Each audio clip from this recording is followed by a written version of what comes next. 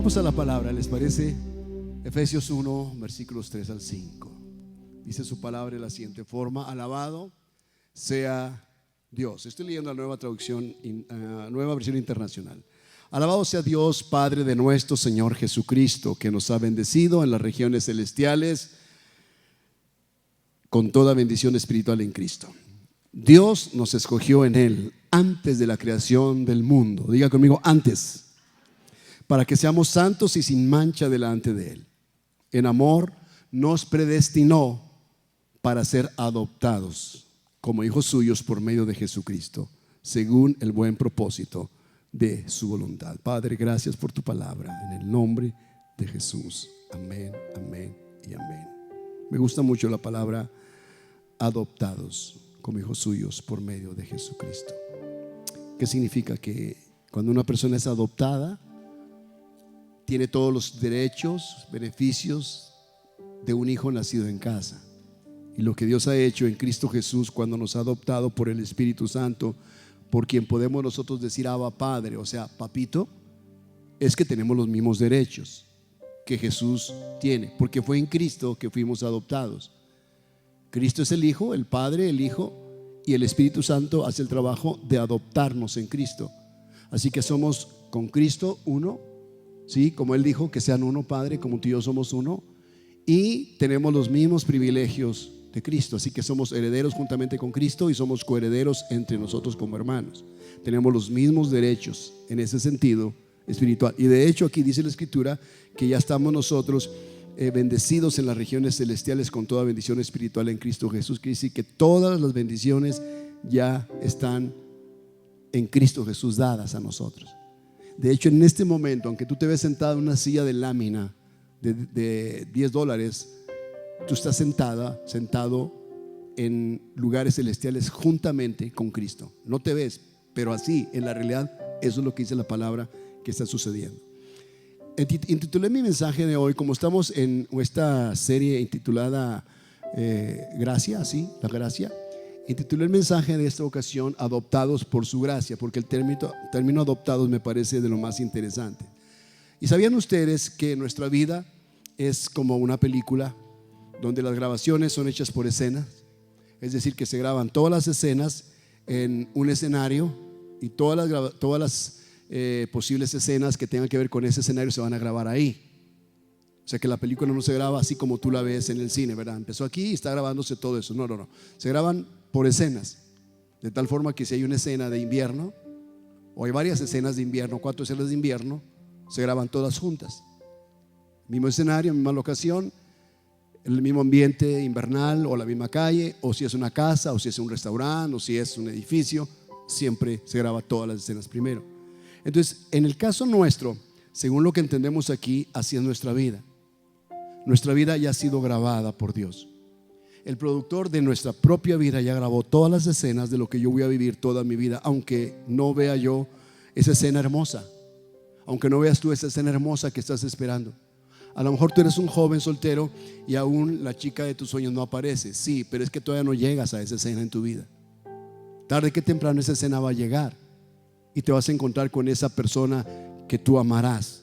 Quizá esa persona sea tu esposa, tu esposo, o quizá sean tus hijos, y Dios ya los tiene en su escena que Él ya grabó a favor de ti.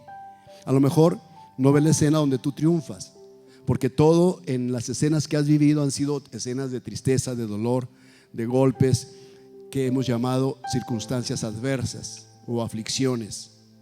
Pero quiero que sepas que Dios ya grabó la escena donde tú vas a dar el último golpe, donde tú eres el ganador y obtienes el triunfo. De hecho, si tú ves la Biblia, en la Biblia ya está la escena escrita de cuando nosotros ganamos. En Cristo Jesús vencimos. Y ya dice que Satanás fue vencido. O sea, ya en la escena de nuestra vida completa ya aparece que nosotros somos triunfadores en eso.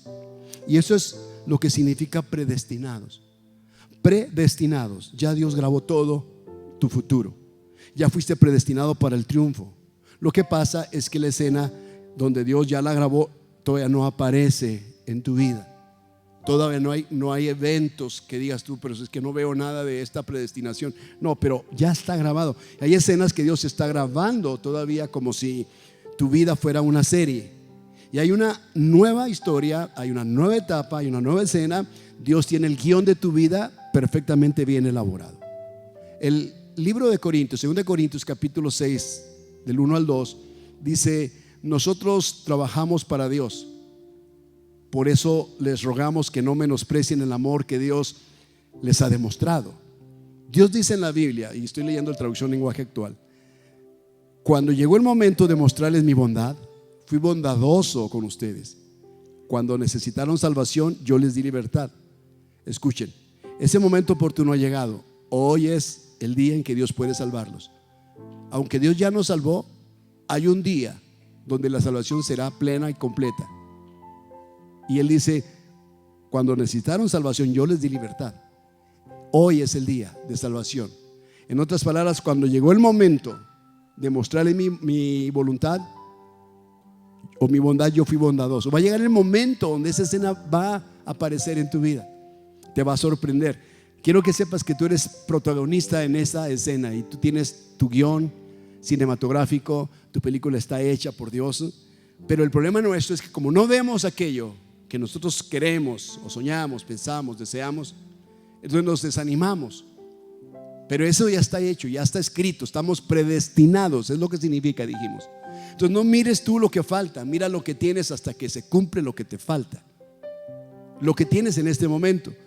Entonces llega el momento en el que el chico, en este sentido, el chico que siempre es abusado en la escuela, se malentona y enfrenta a su contrincante y lo vence.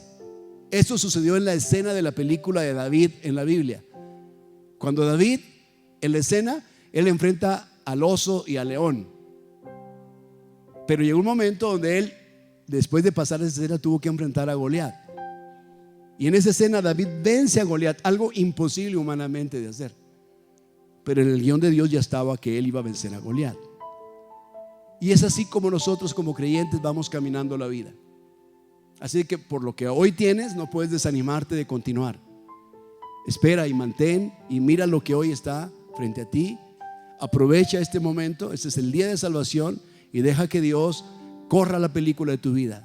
Y vas a enfrentarte y vas a llegar a ese punto donde vas a estar mirando quizá un destello, lo que fue un destello en el pasado, lo vas a mirar como una realidad. ¿Sabes que hay algo que ha pasado a través de mi vida? Y escribo cosas acerca de mí, de mis vivencias o acerca de mi vida como creyente, casi 48 años en esto. Y es que desde que yo decidí entregar mi vida al Señor, yo hice una promesa de servirlo a Él y daría todo por Él. Moriría a mis propios deseos para cumplir su deseo.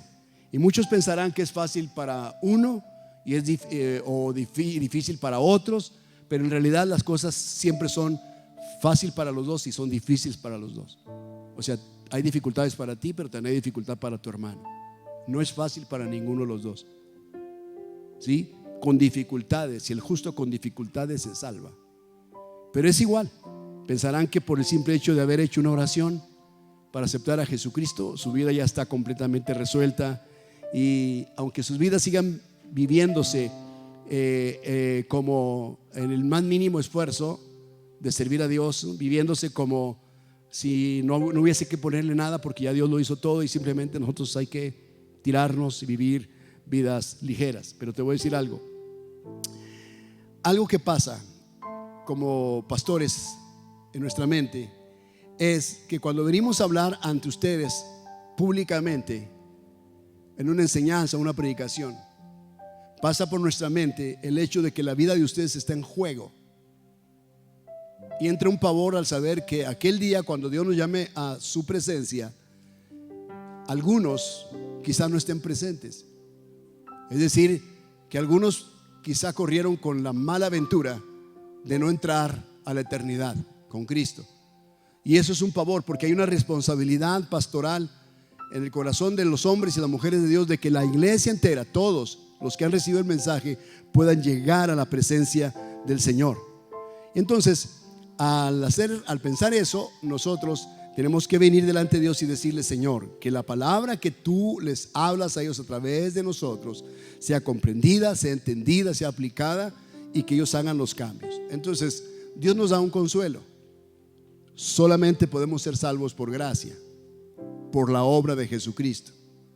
Y lo que nosotros hacemos cuando predicamos un mensaje es una mínima parte de mostrarte esa gracia, ese favor de Dios. Pero a final de cuentas, tú tomas la decisión y tú puedes vivir una vida distinta. Y cuando estábamos ahora recientemente pasando lo de la contingencia, el confinamiento y todavía lo que estamos pasando en la pandemia, llega a tu memoria muchas cosas, pasan muchas cosas por tu mente. Entonces hay muchas personas que pareciera que están en un concurso, una competencia, son muy competitivas, tratando de ver quién posee más o quién tiene más. Entonces llega el momento donde se mete tanto en el corazón, inclusive de la propia iglesia, donde nuestros hermanos luchan o se esfuerzan por tener más y se afanan y se frustran porque no logran y se enojan con todo el mundo, la iglesia, los hermanos, los pastores, líderes. Se enojan con Dios, aunque no lo dicen, aunque he escuchado a algunos que sí lo han dicho, y están molestos con Dios, están frustrados, pero todo es porque ellos se enfocan en ellos mismos. Hay un desfase en cuanto a la persona de Jesús y se desfasan y se enfocan en sus propias vidas. Sus casas están llenas de cosas, su mente está llena de mucha maraña de cosas, pensamientos, al estilo, no lo quiero decir y generalizar, pero al estilo americano. ¿Sí? Te ha topado que vas a una casa americana, abre el garage está lleno de cosas, muchas de ellas empaquetadas todavía, no se han abierto, no se han sacado de sus cajas originales, no se usan. Tienen 3 aspiradoras, 4 cortadoras de césped, tienen 20 vajillas, tienen el producto más nuevo que salió en internet y lo acumulan ahí, nunca lo usan. Al rato tienen que limpiar todo y ponerlo como un garage sale. Entonces, ¿qué trato de decir? Que muchas veces nosotros almacenamos en nuestro pensamiento también muchas cosas y no podemos vivir una vida en limpieza porque aquel garage está lleno de basura, de telarañas, de polvo y da pereza limpiar todo. Entre más acumulas, más difícil será limpiar. Están enfocados en ellos mismos. Para mí, esto que donde estamos es como la casa de la iglesia, donde nos reunimos, la casa de Dios, donde nos reunimos para adorar juntos. Para el rey David, la casa de Dios era el tabernáculo, 4 postes, un techo simple, sin paredes, el arca en el centro. Y eso era más importante para él que cualquier otra cosa. Pero la vida de David tuvo sus vicisitudes, tuvo sus complicaciones.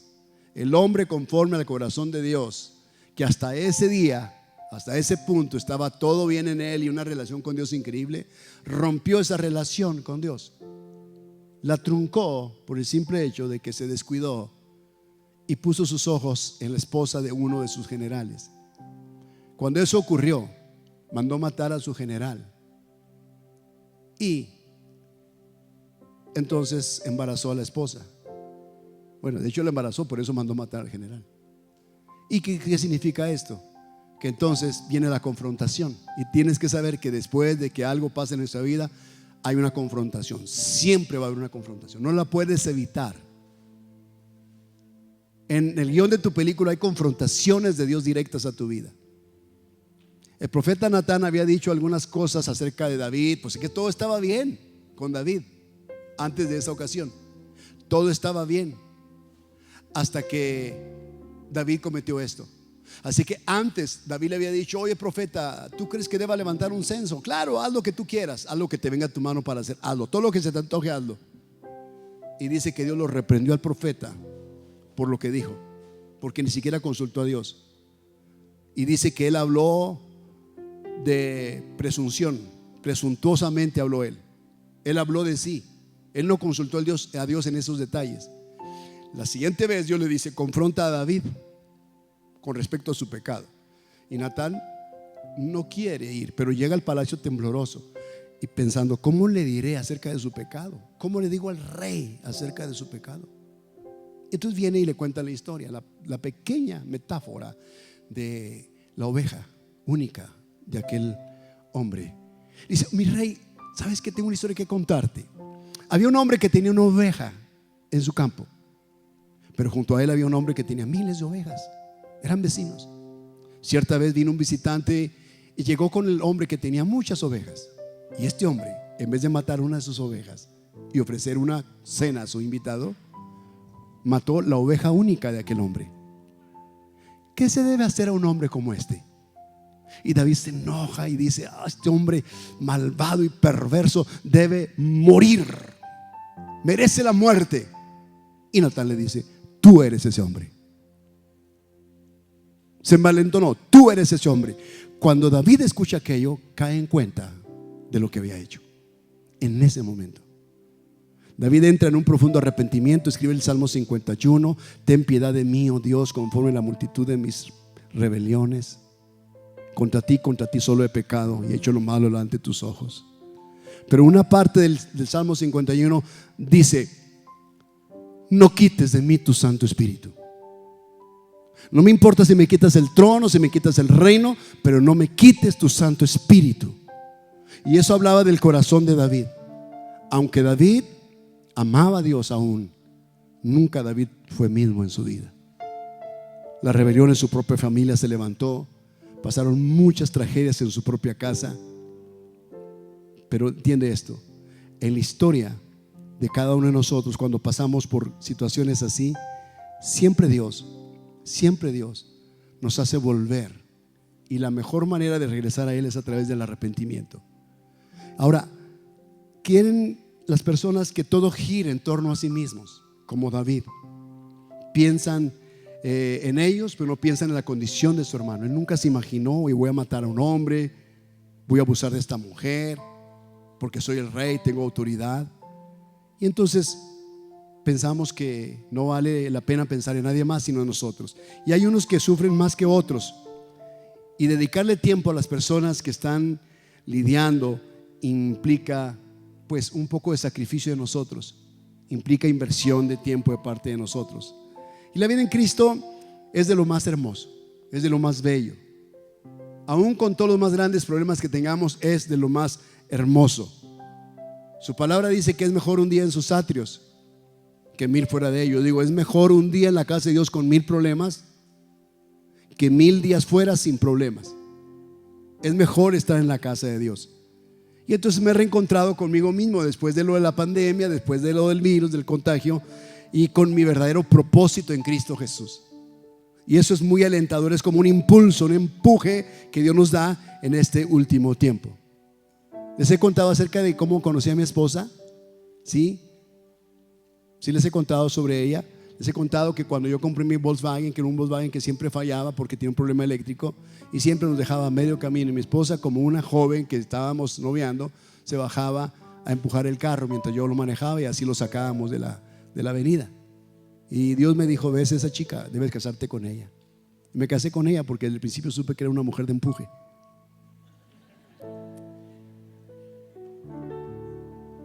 Y así es nuestra vida. Y recuerdo mucho al padre de las misiones mundiales, William Carey. William Carey es un hombre de Dios en Inglaterra. Él siente el impulso de Dios y el empuje de Dios para ir a ser un misionero en la India. En la India no había cristianismo.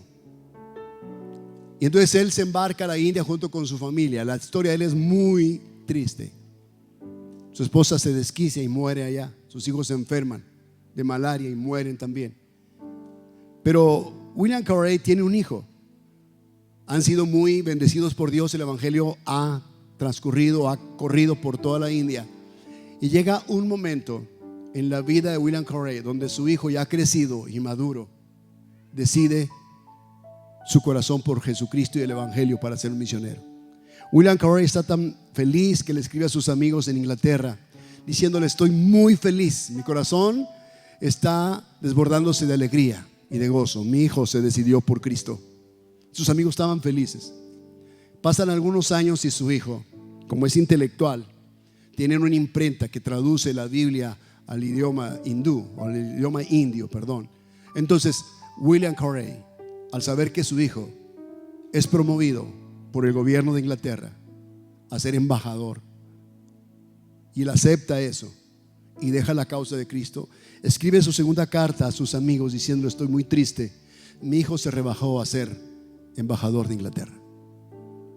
El corazón de un padre, el corazón de un hombre de Dios, siempre mirará las prioridades. No dudo que su hijo haya hecho grandes cosas por el evangelio aún siendo embajador, pero para William Carey era más importante el servir a Jesús. Y he estado muy pensativo y es como si yo hubiese viajado un poquito a un país muy lejano o a algunos países lejanos, ¿sí? Como si hubiese ido a las tribus, especialmente las tribus de África o de Nigeria. Nunca he estado por allá, pero es como si hubiese viajado por allá.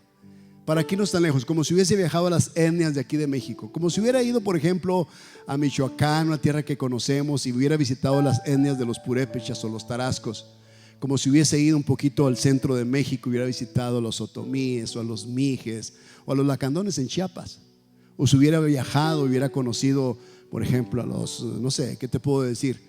Hay tantas etnias aquí en México. Hubiera estado en los Quicapos en Coahuila, en los Rarámuris o Tarahumaras aquí en el centro de Chihuahua. Pero lo cierto es que cuando veo la condición de los creyentes en esos lugares, cuando estábamos en Chetumal, en la selva, sí, la selva, la jungla de Chetumal, donde visitábamos los creyentes ahí, los creyentes tienen sus reuniones en medio de la humedad, del clima, de la lluvia, debajo de un techo de palmera. No son bloques. De hecho, no tienen recámaras en sus casas, ni siquiera en la ciudad tienen recámaras. Construyen sus casas de tal forma que de una esquina ponen una argolla que está vaciada con cemento muy fuerte y en otra esquina otra argolla. Entonces lo que usan es que en las noches ponen las hamacas de ahí, de aquí a acá, y ahí duermen. Así como cuando las arañas están en su telaraña, ahí duermen, porque el calor es tan sofocante que no lo pueden dominar. Entonces es como si hubiese ido a tales lugares así. Estas personas viven al día. 1000 carencias tienen, pero viven con gratitud por cada día. Allí donde para poder ir a adorar a Dios tienen que viajar horas. Preguntaba hoy, ¿cuántas horas haces para venir a la iglesia? No, pues hacemos 6 horas. Oh, wow. Pero cuando están más en el centro, porque tú vas por el centro y lo que te encuentras en medio de la jungla, de pronto vas caminando y en medio de la jungla encuentras pequeñas aldeas. Sí, a la usanza antigua. Y encuentras, de pronto caminas y te encuentras una pirámide y te encuentras ruinas. Y es increíble lo que tú encuentras. Parece que estás en otro mundo. Pero lo cierto es que había personas que viajaban inclusive un día o 2 días de camino o 3 días de camino.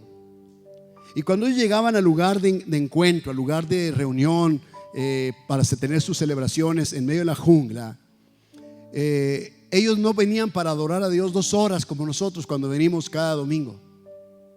Ellos venían para adorar a Dios durante todo el día, y algunos referían que se podían quedar toda la semana en comunidad para adorar únicamente a Dios, porque era la única oportunidad después de meses de no venir, de poderse juntar, leer la escritura juntos, que alguien les predicara, cantar sin ningún instrumento eléctrico, sin luz eléctrica artificial, absolutamente nada, simplemente estar en medio de la nada.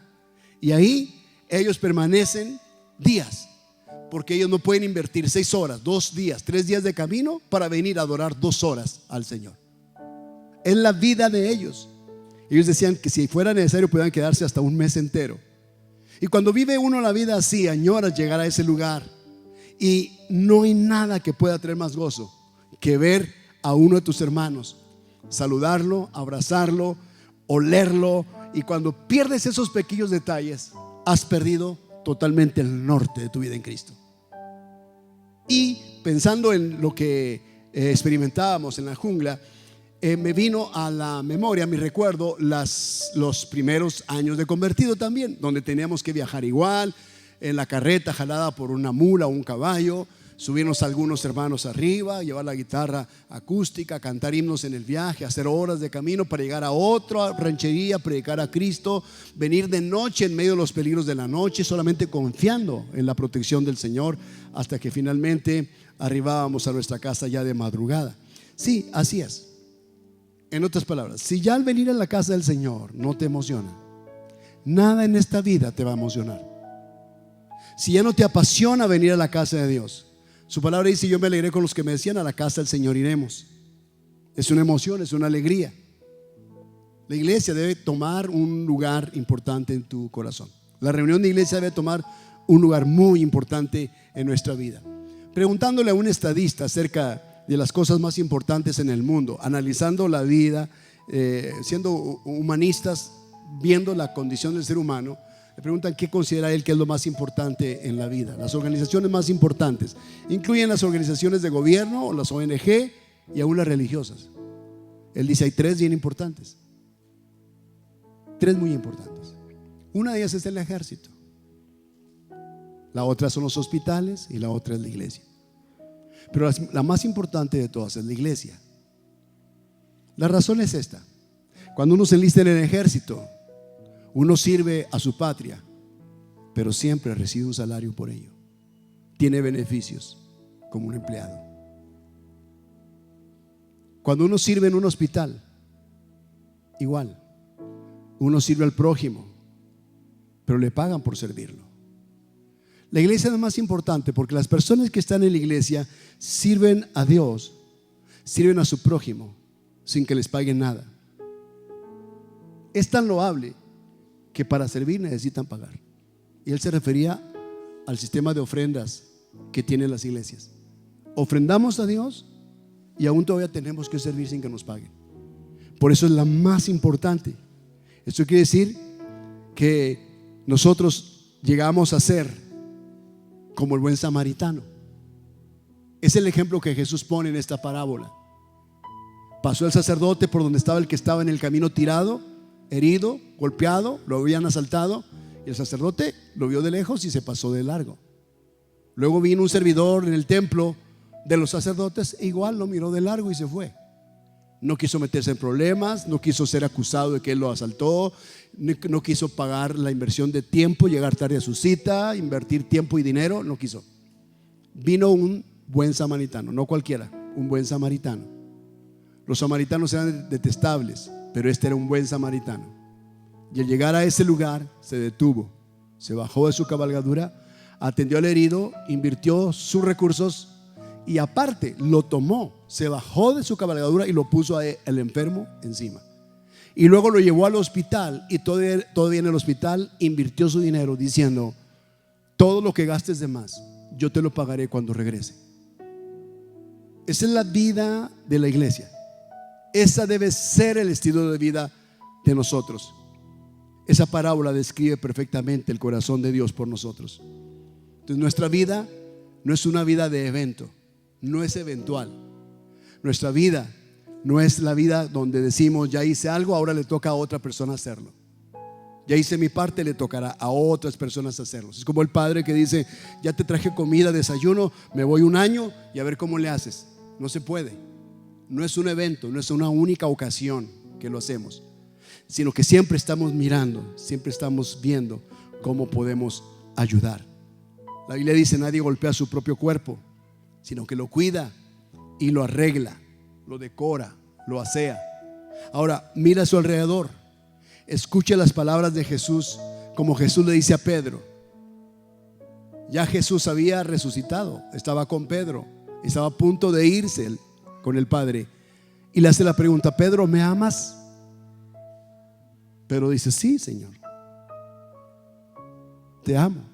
Pero la palabra te amo que Pedro responde es: te quiero, apacienta mis ovejas. Pedro, ¿me amas? Igual Pedro responde: sí, Señor, te quiero, apacienta mis corderos. Tercera vez: Pedro, ¿me amas? Y al ver Pedro la insistencia de Jesús, se sintió compungido en su corazón y dijo: sí, Señor, te amo. Ahora Pedro le dijo: te amo, apacienta mis ovejas. Quiere decir que la vida nuestra es una de apacentar, una de nutrir, una de ayudar. No te enfoques en ti mismo, porque Dios se desenfocó de él y puso la atención en nosotros, al punto de venir a esta tierra. Así que pregunta: ¿qué puedo hacer por mi hermano, por tu hermano? ¿Qué puedes hacer por tu casa? ¿Cómo puedes mejorar la condición de los que te rodean aquí en casa? A veces pensamos diferentes unos de otros y por esa diferencia de pensamiento nos aislamos, nos independizamos. ¿Por qué? Porque aislados e independientes no ves por la necesidad de los demás, ves tú por tu propia necesidad y no queremos hacerlo. Por eso nos aislamos, porque somos autosuficientes y muy independientes. Y me viene a mente cómo viven algunos de nuestros hermanos perseguidos, después de hacer mi análisis personal de mi vida y considerarlo cómo viven el resto de nuestros hermanos en las etnias en México. Pero cuando hace algunos años, no sé, 3 años, 4 años, cuando venía la persecución a la gente en Siria, incluidos estaban muchos creyentes, Y cuando los creyentes salieron de Siria para venir a Europa, ¿sí?, y embarcarse en algunas embarcaciones en el mar, algunos morían en el mar abierto, y algunos podían llegar a tierra firme. Pero las entrevistas en los documentales de ellos es cuando les preguntaban si tenían alguna religión, si habían dejado alguna familia en aquel lugar. Muchos decían que sí. Algunos les preguntaban: ¿eres musulmán? No, no soy musulmán. Algunos decían: sí, soy musulmán. Algunos eran musulmanes conservadores, no radicales, y algunos eran protestantes, evangélicos, creyentes. Pero junto con ellos había otros que eran católicos, otros que profesaban otra denominación, pero todos ellos coinciden en algo, en Cristo, excepto los musulmanes. Tenían a Cristo como común denominador. Y cuando hablaban sobre sus caminatas largas por las noches en medio del peligro del Islam radical, de los musulmanes radicales, ISIS y todo eso, recordarás esas historias de muerte. Ellos hablaban de que sus iglesias habían sido quemadas, saqueadas y quemadas, que los hombres de Dios habían sido decapitados en la iglesia, en el altar de la iglesia, y muchos de sus familiares habían sido muertos, calcinados dentro de ella, y algunos decapitados en el exterior. Hablaban de todo esto con profundo dolor, con tristeza. Pero cuando han cruzado tantos días y semanas y meses en el desierto, algo los había unido. Se unían tanto protestantes, evangélicos como católicos, sin importar denominación alguna. Se abrazaban, oraban al mismo Dios, y eso los unía muchísimo. En medio de la persecución los unía muchísimo. Ellos no estaban cómodos. No se puede estar cómodo cuando la espada y la metralla están detrás de ti. No dista nada esto con respecto a la persecución de nuestros hermanos en México, en nuestro propio país, nuestra propia gente. Sigue esto todavía. Y la pregunta mía es: ¿qué acaso tenemos nosotros que llegar a esos puntos para demostrarnos el amor que nos tenemos unos por otros y el amor que le tenemos a Jesús? ¿Se tiene que llegar a ese punto? Te pregunto, ¿sirvió de algo la pandemia? ¿Ha servido de algo el contagio del cual Dios te libró? ¿O seguiremos siendo los mismos? ¿Habrá algún cambio en nosotros, una percepción distinta de lo que somos en Cristo Jesús? ¿Valoraremos tanto lo que significa ser adoptados por Dios en Cristo Jesús? Porque el término es para muchos muy peyorativo, muy despreciable, ¿verdad? Eres adoptado, y hacemos burla en casa de nuestros hermanos: es el adoptado. Pero la adopción es algo muy hermoso cuando te toca ser el adoptado. O sea, el adoptado es una persona privilegiada, es alguien que fue predestinado. Y la Biblia dice que es como el padre cuando llega al orfanato. Y cuando llega al orfanato, abren las puertas de las habitaciones de los niños y todos vienen a la sala o al salón de reuniones, y todos los niños corren hacia aquel visitante o aquella mujer visitante o hacia la pareja que quiere adoptar. Y los niños en su interior tienen hambre, deseo de ser adoptados, quieren tener una casa, un papá, una mamá. Y corren los pequeñitos y abrazan y dicen: llévame contigo, quiero que seas mi papá. Y te lo expresan vez tras vez. Y esa es la forma como uno, de pronto, en el conocimiento que hay, dices: quisiera tener contacto con este niño, quiero ver y quiero conocerlo. Y entonces te cautiva la ternura del niño o de la niña, y finalmente lo adoptas y le das todos los derechos de un hijo nacido en casa. Ok, haz de cuenta que el Padre vino, nos miró a todos y se fijó en ti y te adoptó a ti. Te adoptó. O sea, entre todos ellos te adoptó a ti. Y el resto de los niños regresan a sus habitaciones otra vez. Es como cuando abren la jaula y salen, ¿verdad? Imagínate esa escena. Y que los niños están otra vez en soledad en ese lugar. No es motivo de algo que denote, ¿qué te diré yo? Desprecio hacia las personas que tienen orfanatos. Es un trabajo excepcional, maravilloso. Pero mientras esas personitas no sean sus hijos, nunca van a poder darles el amor que un padre podría darles. Necesitan papá y mamá. Están ahí y hacen un trabajo, y ese trabajo a veces voluntario, o no voluntario, pero hay un beneficio. Pero cuando esos niños van con papá y mamá, el amor del padre, el tiempo del padre, de la mamá hacia ellos es lo que ellos necesitan. Dios nos adoptó en Cristo Jesús y nos sentó en lugares celestiales juntamente con Él. Por eso que estás aquí. Ahora, como somos adoptados con Él por medio de su Espíritu Santo y le podemos decir papito con confianza, tenemos una gran responsabilidad. ¿Cómo no amarlo a Él cuando sin ser nada Él nos adoptó? El versículo de 2 Corintios 6:3 al 13. 6:3 al 13 dice de esta forma: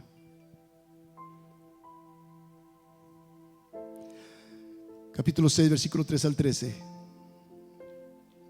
No damos a nadie ninguna ocasión de tropiezo, para que nuestro ministerio no sea vituperado. Antes bien, nos recomendamos en todo como ministros de Dios, en mucha paciencia, en tribulaciones, en necesidades, en angustias, en azotes, en cárceles, en tumultos, en trabajos, en desvelos, en ayunos, en pureza, en ciencia, en longanimidad, en bondad, en el Espíritu Santo, en amor sincero, en palabra de verdad, en poder de Dios, con armas de justicia a diestra y a siniestra, por honra y por deshonra, por mala fama y por buena fama, como engañadores pero veraces, como desconocidos pero bien conocidos, como moribundos, mas he aquí vivimos, como castigados, mas no muertos, como entristecidos, mas siempre gozosos, como pobres, mas enriqueciendo a muchos, como no teniendo nada, mas poseyéndolo todo. Nuestra boca se ha abierto a vosotros, oh Corintios, dice el apóstol Pablo, nuestro corazón se ha ensanchado. No estáis estrechos en nosotros, pero sí sois estrechos en vuestro propio corazón. Y esta es la parte que el apóstol habla. Pues para corresponder del mismo modo, y dice, como a hijos hablo, ensanchaos también vosotros. Este versículo que estoy leyéndolos es en la versión traducción lenguaje actual, ¿ok?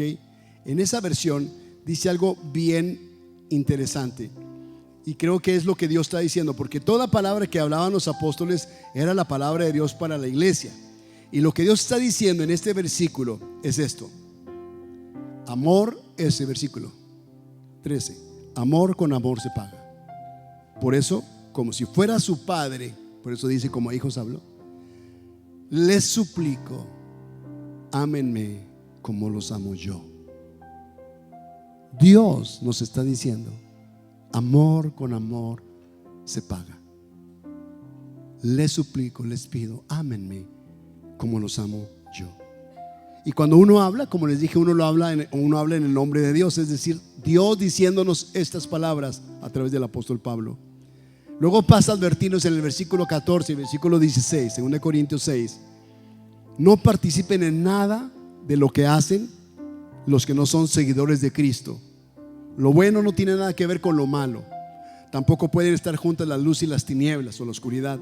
Dios mismo dijo, viviré con este pueblo y caminaré con ellos. Yo seré su Dios y ellos serán mi pueblo. Y finalmente el versículo 18, capítulo 6, promete que va a vivir y va a caminar con nosotros como nuestro Padre. Por eso cuando el niño sale, no es lo mismo que las monjitas o los encargados tomen a los niños, los metan a una van y los lleven al cine y les compren palomitas. Ni todas las palomitas del mundo, ni toda la soda del mundo, ni la película más divertida va a poder suplir el vacío que tienen de un padre. Y no importa en esta vida lo que tú vivas, lo que tú puedas tener, nada puede suplir el vacío como el Padre Celestial lo pudiera llenar. ¿Entiende esto? Nada lo puede hacer. Y el Señor dice, yo seré para ustedes como un padre y ustedes serán para mí como mis hijos y mis hijas. Esto lo afirmo yo, el Dios Todopoderoso. ¿Qué está haciendo? Él está describiendo la paternidad. La adopción es la manera en que Dios manifiesta su gracia al ser humano. ¿Sí? No éramos hijos, pero ahora somos hijos. ¿Sabes tú que la palabra discípulo está escrita en hasta el libro de los Hechos? Después del libro de los Hechos no se le llama a ningún creyente discípulo, se le llama hijo. No encuentra la palabra discípulo después de Hechos. Romanos, y viene Corintios, viene Gálatas, Efesios, Tesalonicenses, primera, segunda, Tesalonicenses, y todas las epístolas, 14 epístolas de Pablo. En ninguna. A todos se les llama hijos. Hijos, hijos. Porque ese es el corazón del Padre. Nos ve como hijos. Y la palabra para hijos es huios. Huios es la palabra del hijo maduro, el hijo del carácter, la misma palabra que el Padre usó con Jesús estando en el Jordán. Este es mi huios amado, en quien tengo complacencia, porque era un hijo maduro, obediente, estable, con la misma visión, era uno con el Padre. Dios quiere que llegamos a eso. Vamos a ser adoptados por Él, o hemos sido adoptados por Él, y Él quiere que lleguemos a tener su mismo carácter. Dios está escribiendo una historia nueva para ti. El capítulo en la serie de tu historia personal, donde todo era sufrimiento, esclavitud, está a punto de terminarse. Y el guión que Dios ha escrito con la sangre de su Hijo Jesús es para bendición tuya, para liberación tuya, para sanidad tuya, para salvación tuya, como dijimos. La escena de la salvación, la escena de la sanidad, la escena grabada en la locación donde Dios se glorifica en tu vida, donde tú encuentras aquello que tú tanto añoraste y soñaste, está a punto de cumplirse. Tú ya fuiste predestinado. La escena que estás a punto de ver en tu propia vida, que era un drama, va a cambiar y va a convertirse en la escena más épica, más extasiante, más espléndida. Llega el momento en la vida de todos. Siempre decimos, mi esposa y yo, cuando pasa algo en nuestra vida, decimos, vamos a vivir el momento. Vivimos el momento, porque ese es el momento de Dios para nuestra vida. No puedes aprovecharlo pensando, es que mira los demás cómo están. No, tengo que vivir el momento. Porque luego viene una escena donde quizá la escena sea algo contraria. Aún así debo vivir el momento, pero no puedo yo, porque otros están viviendo situaciones difíciles, no puedo yo estar en todas las escenas que Dios grabó para mí como si fuera una escena completa difícil para mí. Entonces vive ese momento donde Dios ha escrito esa escena para ti. Por ejemplo, cuando alguien se casa, ese es el momento cumbre, esa es la cima, es el éxtasis de esa escena, cuando esa persona encontró su amada y su amado. Vive esa escena. Tú eres el protagonista de esa escena en la película cinematográfica de tu vida. Vívela al máximo, porque esa es tu escena en ese momento. No debiera haber una segunda escena como esa. Esa es la escena tuya. Entonces, porque los que están ahí, los invitados, no están casando, ¿tú vas a vivir como ellos? No. Ese es tu momento. Y disfruta ese momento. Entonces me recuerda la historia de un hombre. Este hombre, en el guión de su vida decía que él iba a ser cruel. Al menos en esas escenas de su vida él era cruel. Era un hombre malvado y perverso. Un hombre muy rico, pero tan rico a causa de la trata de personas. Este hombre hacía viajes de Inglaterra a África solamente para tomar esclavos negros de todas las edades y sexos y llevarlos a Inglaterra para venderlos. Su nombre, John Newton. Y John Newton vendió tantos esclavos en Europa que se hizo un millonario. El hombre era cruel, muy cruel. Pero es historia de un vuelco. Cuando él viene en su barco con cientos de esclavos en el fondo, todos encadenados, en una de esas noches, en medio de una tormenta, su viejo barco parecía naufragar. En el sótano del barco, los cientos de esclavos estaban siendo anegados por las aguas. Y en esa noche tan estruendosa, tan dolorosa, tan triste, los esclavos comenzaron a cantar como en un murmullo una melodía surgida del corazón de esos pobres esclavos. Esto hizo recapacitar a John Newton sobre lo que estaba haciendo, lo que había hecho. Cuando ya finalmente pudieron llegar a tierra firme, John Newton bajó de su barco, liberó a estos esclavos. Su vida nunca pudo ser la misma. Se entregó a Cristo. El esclavizador de esclavos se convirtió en esclavo por amor a Jesús. Él escribió cientos de canciones llamados himnos, por la forma en que están escritos, himnos. Uno de los más reconocidos en el mundo es Amazing Grace. Y Sublime Gracia es un ícono, es una canción que representa el amor de Dios por el ser humano. ¿Sí?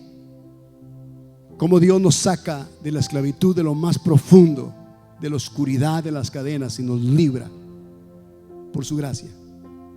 Toda la melodía de Amazing Grace dice que está escrito, o están las notas, todas las notas en el teclado, en el piano, son notas dadas por todas las teclas sostenidas.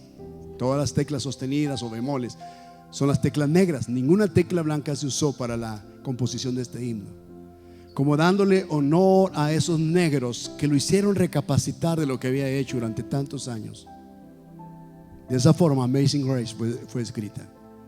Ese murmullo de ellos en la barca lo hizo recapacitar tanto de lo que estaba haciendo. Ya me imagino a John Newton cayendo de rodillas, rendido a los pies de Cristo, meditando lo que ha hecho y cómo Dios tiene gracia para nosotros. Así es Dios con cada uno. Hay un punto en la escena de tu vida donde Dios te hace volver a Él, como la escena de los cerdos en la historia del pródigo. Dios lo hizo volver al Padre. Así que yo no sé qué tan alejado estés del Señor, pero quiero que sepas que Dios ya tiene una mesa preparada para ti. Ya tiene el manjar preparado para ti. Su gracia es tan sublime, su amor es tan extasiante. Fuimos adoptados por su gracia. Yo quiero que te pongas en pie y juntos adoremos al Señor y cantamos al Señor.